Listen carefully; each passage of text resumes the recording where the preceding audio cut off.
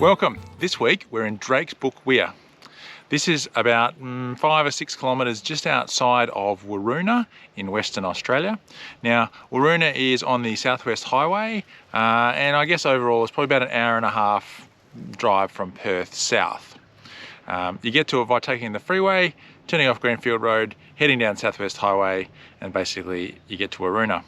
Now, important fact, Waroona has a great bakery. It's called Pinjarra Bakery, so if you are going through Waroona, make sure you check that out as well. But today, and over this weekend, we've been staying at Drakesbrook Weir. This is a free camp, which is located here in just outside, like I said, just outside of Waroona. And you're only allowed to stay here for 24 hours. And there's a few rules and so on. Now, we thought it was maybe a little bit, it wasn't going to be that good, but we thought we'd come and check it out. Well, we actually did, gave it a road test. And as you can see from behind me, it is absolutely a beautiful place. A couple of rules about the campsite that you need to be aware of though. Number one, you can only stay for 24 hours. Number two, you have to be fully self-contained, including having grey water. So you can't let any direct water outlet or hoses go onto the ground here around the watercourse. And number three, and I think this is probably the most important for winter, is that there's no fires allowed. Now, we thought we might have been able to get away with that with a self-closed fire pit, but no campfires whatsoever. So in summer, this would actually be a fantastic place, and I reckon there would be a lot of people trying to camp here.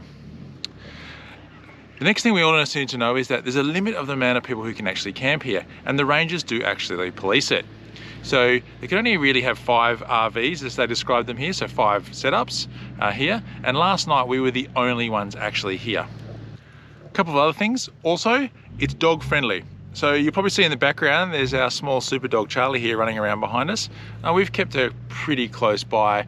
There are a few cars that go past and it's full access to the water. So if you are bringing your dog, it's more than welcome, but I think it's sort of keep them under control. And if you've got a big dog, make sure that they're well controlled in the area, because there may be some other people around.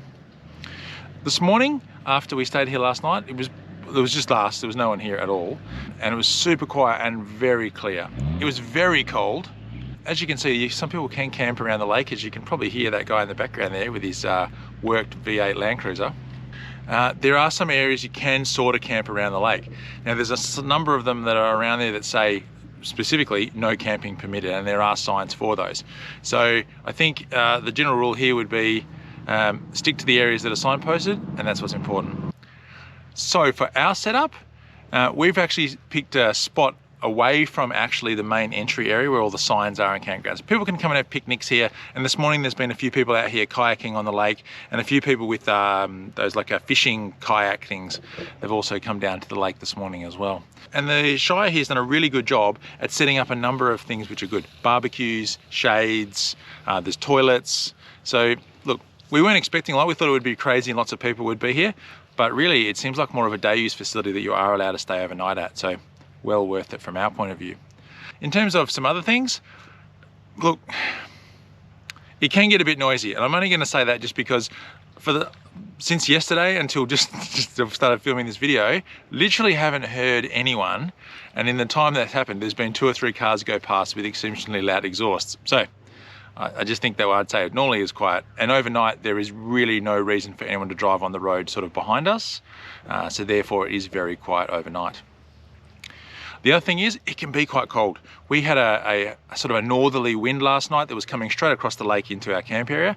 And it doesn't really matter about the EMU. We've got the diesel heater, and that thing is worth every penny, and the electric blankets inside also worth every penny. So, Drakesbrook Weir. It's a pretty good spot. Behind me you can see is actually the overflow weir, and you camp between this and the actual side of the dam itself. It gets pretty busy down here during the day. As I was saying earlier, overnight there was just us, there was no one here at all. But today, obviously being a Saturday, there's quite a lot of day users down here. Kids having a good time, people fishing around the lake, kayaking, paddling, etc. Overall though, it's a pretty good little spot, and if you just need that desperate overnight fix and you don't want to go trudging off into the forest, this is possibly a place for you. Last of all, from a sort of internet point of view, I guess, you can get mobile reception here. It's pretty intermittent. We've got Telstra out here and it works pretty well. I'd say it's probably like 1 bar of 4G if you're lucky. Now, we're quite fortunate. We have the Selfie Go in our in our wagon, so that just means as soon as the car's on, we've got a lot of boosted signal across the race. But in terms of the day use, you can definitely drop in here. Barbecues, picnics, grassed areas and shelters, so absolutely worth checking out. Last of all, as I sort of said, as we sort of pan around now and have a look kind of around it, you can see the overflow, as you can see back out over the lake. It is a pretty magnificent camping area.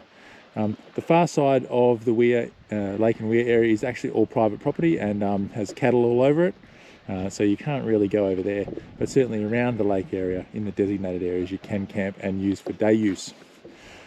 Across from where we've stayed, there's obviously a bit of little areas you can park, and a lot of people just we've seen fishing across the side as well.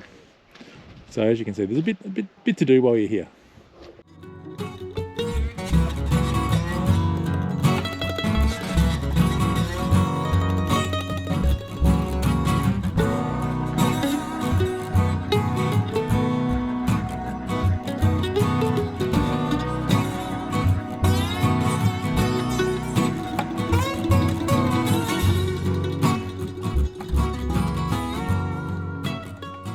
So that's pretty much it for this week's video.